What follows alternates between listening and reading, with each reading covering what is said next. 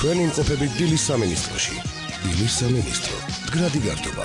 დემოკრატიული საქართველოსთვის.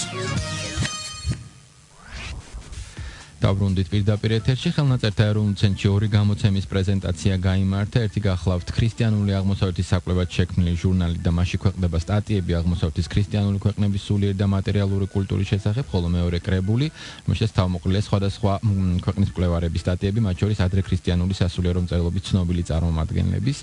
დღეს სწორედ ამ თემებზე ვსაუბრობთ და კიდევ ერთხელ გეტყვით, რომ ჩვენი გადაცემის სტუმრები არიან თამარ ჭუმბურიძე, ხელნაწერთა ეროვნული ცენტრის საგარეო ურთიერთობათა განვითარებისა და განათლების დეპარტამენტის ხელმძღვანელი და დავით ჩენგელია, ხელნაწერთა ეროვნული ცენტრის მეცნიერ თანამშრომელი. მადლობა მეგობრებო გადაცემაში მონაწილეობისთვის.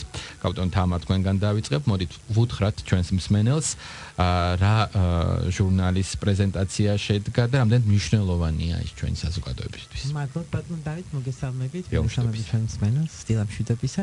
მინდა მოგახსენოთ, რომ ეს ჟურნალის პრეზენტაცია არ ყოფილა, უბრალოდ ამ ნომერში, ორიენს ქრისტიანოსის ნომერში დაიბეჭდა ჩვენი რამდენიმე თანამშრომლის სტატია, რაც ნამდვილად ძალიან სასიამოვნო ფაქტია, იმიტომ რომ ეს ჟურნალი არის ერთ-ერთი ძალიან ცნობილი და მნიშვნელოვანი პერიოდული გამოცემა ევროპაში.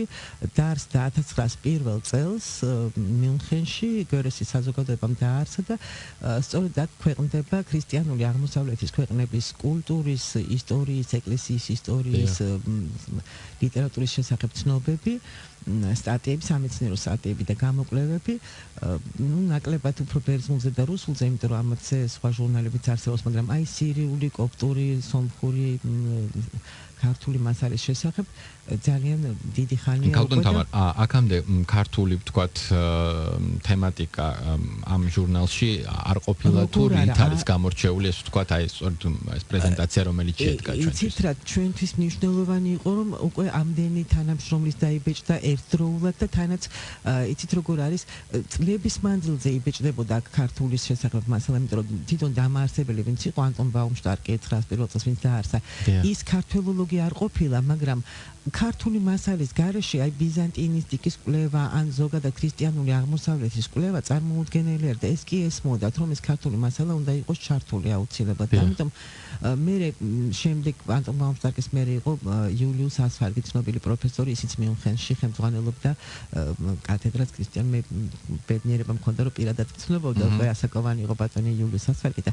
აი ისიც მე თვითონ გამოაქვეყნა ქრისტიანული აღმოსავლეთის მცირე ლექსიკონში საქართველოს შესახებ მასალა, იქაც სულ ბეჭდავდა ქართული ლიტერატურის შესახებ, ან ეკლესიის ისტორიის შესახებ. მეგობრობდა მიხეილ თარხნიშვილთან და ერთად გამოსცეს მე ქართული ლიტერატურის ისტორია, თარხნიშვილს ეხმარებოდა.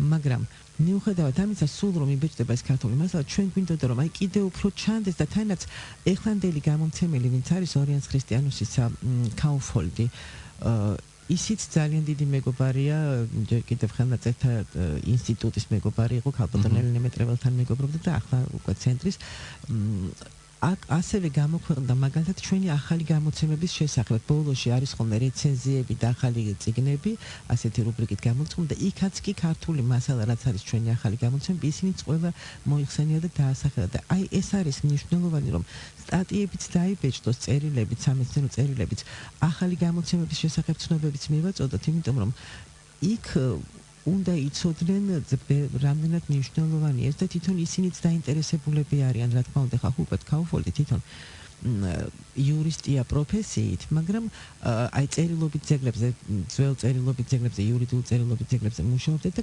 საქართველოს ძეგლებზეც ძალიან დიდი ინტერესით იმუშავა, იყო რამდენჯერმე ჩამოსული საქართველოში და იმისი ინტერესიც არის, რა თქმა უნდა და იმის სახელთანაც არის დაკავშირებული ეს, რომ აი ესე სულ ცდილობს, რომ ქართული მასალა მიმოიხილოს და ამის გარეშე წარმოუდგენელი იქნება. ონა მოგვიანებით კაპიტან თამარ, მე გკითხავთ, ამდენ მნიშვნელოვანია ზოგადად მეცნიერების, მათ შორის ახალგაზრდა მეცნიერების აქტივობა ამ კუთხით, რომ ასეთი ვთქვათ პერიოდულ გამოცემებში მოხდეს მათი ნაშრომები. მოდით მანამდე დავითსაც შევეკითხოთ, ბატონო დავით, მე მინდა თქვენ კრებულზე ისაუბროთ და მივაწოდოთ ჩვენს მსმენელს ინფორმაცია, ეს რა ტიპის კრებულია, ვთქვათ და რა ტიპის ინფორმაციაა შესული მასში. აი, როგორც თავრიკომ ძალიან ზედმიწევნით სწორად შენიშნა, თქვენ იცით, რომ დასავლელი მეცნიერები ჯერ კიდე მე-20 საუკუნის დასაწყისში უკვე ლაპარაკობდნენ იმაზე, რომ ძველი ქართული კულტურის კვლევა არის ძალიან მნიშვნელოვანი საერთო ბიზანტიური კულტურის, ანუ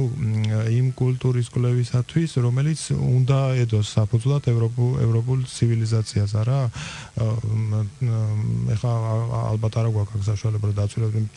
ამაზე ჯერ კიდევ ადოლფ არნაკი ლაპარაკობდა მე-20 საუკუნის დასაწყისში, მისი სურვილი იყო, რომ აი პრუსიის მეცნიერებათა აკადემიის წინაშე როცა მან გააკეთა მოხსენება, იქ ლაპარაკობდა ამაზე სწორედ, რომ ჩვენ უნდა გავზარდოთ ახალგაზრდა მეცნიერები, რომლებიც შეისწავლიან ძველ ქართულ ენას, იმიტომ და დაგვეხმარებიან ჩვენ ამ ჩვენი მოძმე კულტურული თვალსაზრისით მოძმე ხალხის ენაში დამარხულ საუნჯეს გამოგვივლენო და შეასრულებენ თუ არა ჩვენი მეცნიერებათა აკადემია ამ ამოცანას ესო გამოჩნდებაო და თქვენ აგერ როგორც დამრეკომ აღნიშნა ამისი ერთ-ერთი ესე იგი ეს კავშირები რომ ახლაც გრძელდება აი მხოლოდ ამისი დადასტურება არის ეს სტატიები რომლებიც ახლა გამოქვეყნდა და გარდა ამისა თქვენ იცით რომ სოფლიო სამეცნიერო ცენტრებიდან ერთ-ერთი გამორჩეული ეს არის ლუვენის კათოლიკური უნივერსიტეტი რომელიც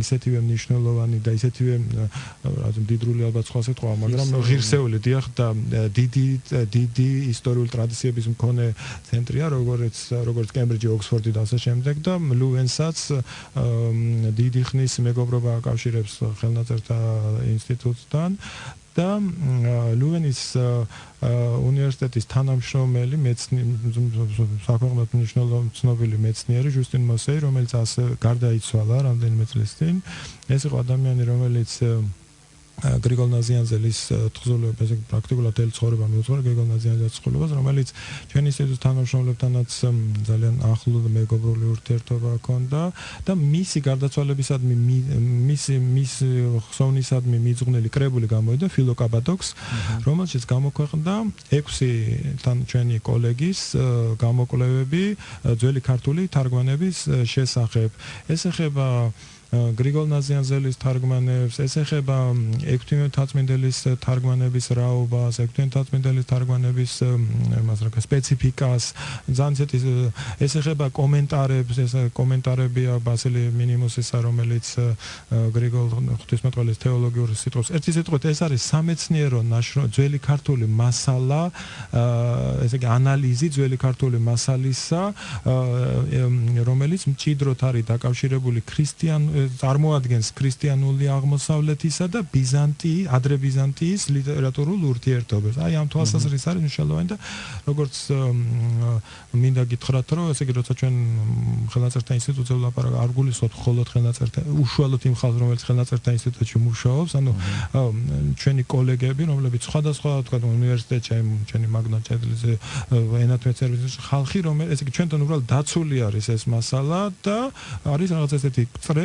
რომელიც აი ამ ხელნაწერებზე მუშაობს. კვირველია თანხმდებით რომ თქვენთან არის დაცული და მხოლოდ თქვენი არ არის ერის საუნჯია და შესაბამისად ვიწერს ამაზე. საუბარი რეკლამის შემდეგ გავაგრძელებთ ჩვენს დიალოგს და საუბარს ამ ორ გამოცემასთან დაკავშირებით და იმ ურთიერთობებზე რომელიც ძალიან მნიშვნელოვანია ჩვენ ჩამოვთვალეთ ძალიან ავტორიტეტული ინსტიტუციები. მოკლედ დაგველოდეთ დაახლოებით 3 წუთში დავბრუნდებით პირდაპირ ეთერში. თქვენი იმყოფებით დილის სამინისტროში. დილის სამინისტრო. მდგრადი გართობა. დემოკრატიული საქართველოსთვის. დავბრუნდით პირდაპირ ეთერში. კიდევ ერთხელ შეგახსენებთ, რომ ჩვენ საუბრობთ ხელნაწერთა ეროვნულ ცენტრში გამართული ორი გამოცემის პრეზენტაციის შესახებ და ჩვენი სტუმრები არიან თამარ ჭუმბურიძე, ხელნაწერთა ეროვნული ცენტრის საგარეო ურთიერთობათა განვითარებისა და განათლების დეპარტამენტის ხელმძღვანელი და დავით ჩენგელია, ხელნაწერთა ეროვნული ცენტრის მეცნიერ თანამშრომელი. კაპიტან თამარ, ძალიან მნიშვნელოვანია ურთიერთობები, მეგობრობა, რომელიც გააკავშირებს ხელნაწერთა ეროვნულ ცენტრს ჯერ კიდევ ინსტიტუტთან მოყოლებული უცხოურ პარტნიორებთან მიმართებაში. ძალიან მნიშვნელოვანია ვუთხრათ ჩვენს მსმენელსაც ეს ინფორმაცია, სწორედ აი ამ კომუნიკაციის შედეგია, თქვათ ის თანამშრომლობა, ის გამოცემები, თუნდაც რომელიც პრეზენტაცია შედგა. რა თქმა უნდა, ძალიან მნიშვნელოვანია ეს ურთიერთობები და ეს ურთიერთობები დიდი ხანია დაწყებულია, თუნდაც აი ბატონმა დავითმა ახსენა გრიგოლ ნაზიანძელის ჯგუფი, რომელიც იკვლევს მის ნაშრომებს და აწვდის ამ ევროპელ მკვლევარებს ქართული მასალის შესახებ ცნობებს და ძალიან მნიშვნელოვანი წიგნებიც დაიბეჭდა, სტატიებიც ერთობლივ ინგლისურ ენაზე, ფრანგულ ენაზე ძალიან მნიშვნელოვანია და ეს დიდი ხანია არსებობს მე აი დიდი ხანი ამ ინსტიტუტში მუშაობდა ქალბატონი ელინე მეტრეველი რომელიც იყო დირექტორი ამ ინსტიტუტისა ძალიან დიდ მნიშვნელობას ანიჭებდა სწორედ ასეთ ურთიერთობებს თვითონ როცა შესთავაზეს რომ ჩართულიყო ნაზიანძელის მკვლევართა ჯგუფში მაშინ შექმნა ჯგუფი მთელი და უთხრა რომ მე კი არ ჩავერთვები მარტო მე შევქმნი ჯგუფს რომლებიც მოგაწვდიან მასალას და ქართული მასალის გარეშე ეს არ იქნება სრულფასოვანი გამოკვლევა და აი ეგ არის მნიშვნელოვანი ევროპელ მეცნიერებსაც ესმით რომ აი ეს მასალა იმათთვისაც მნიშვნელოვანია ჯერ თუნდაც ის რომ შემორჩენილია ჩვენს ხელნაწერებში ნაშრომები ისეთი რომელიც დაკარგულია ბერძნულად სხვა ენაზე არ არის შემორჩენილი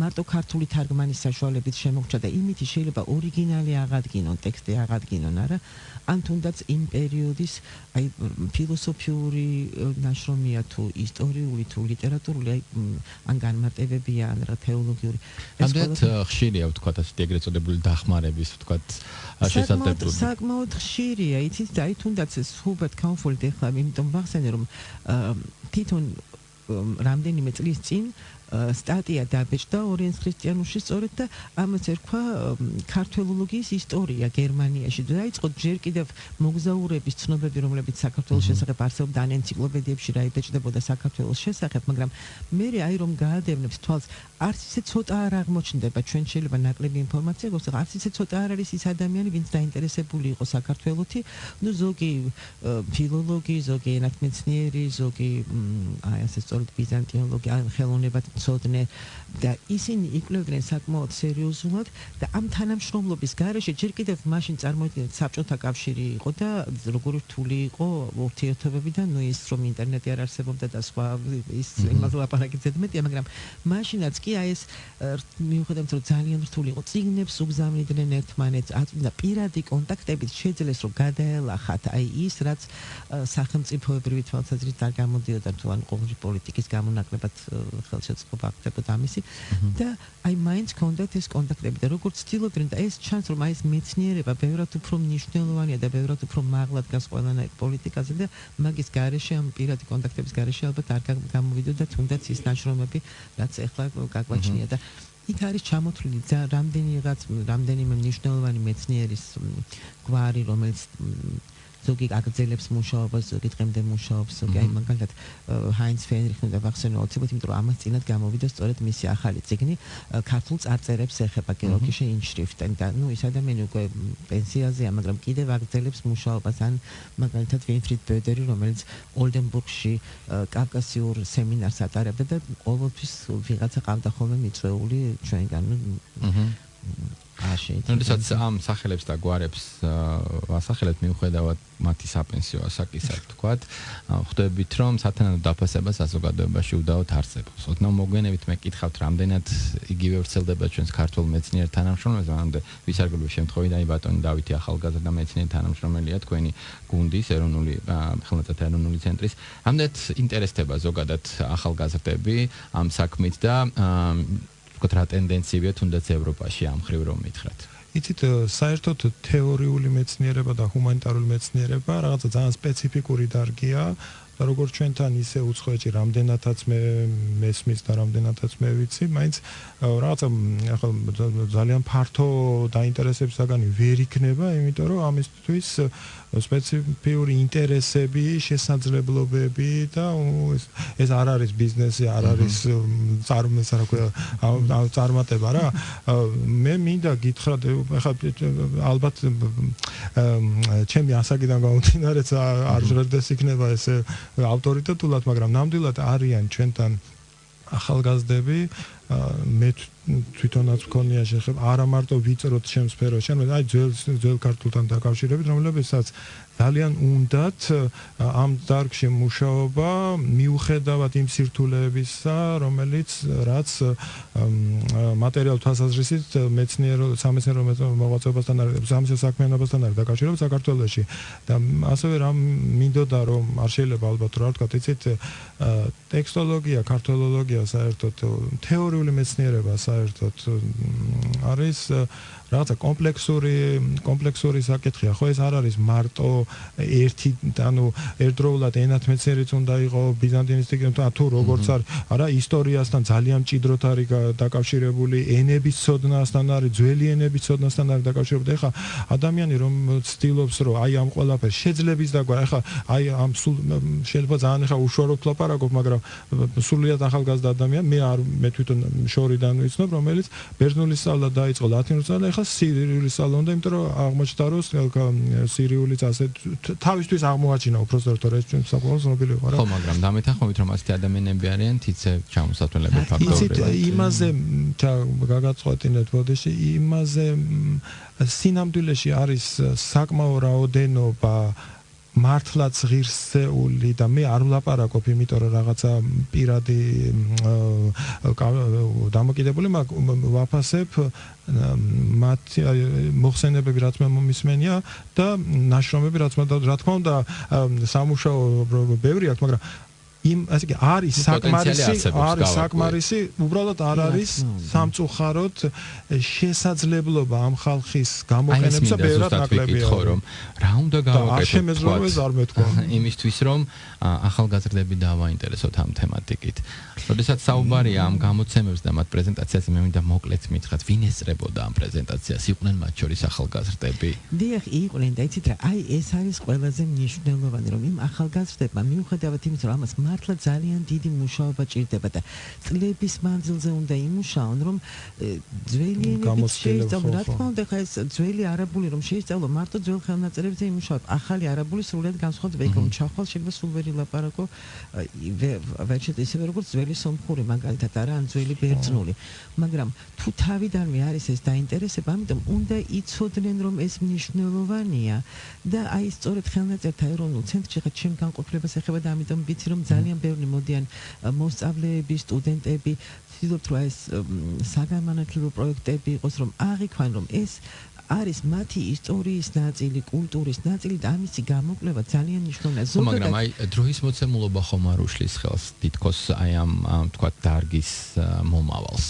იმიტომ რომ დღეს გინდა არ გინდა ძალიან პრაგმატული ხდება ადამიანი, ხო?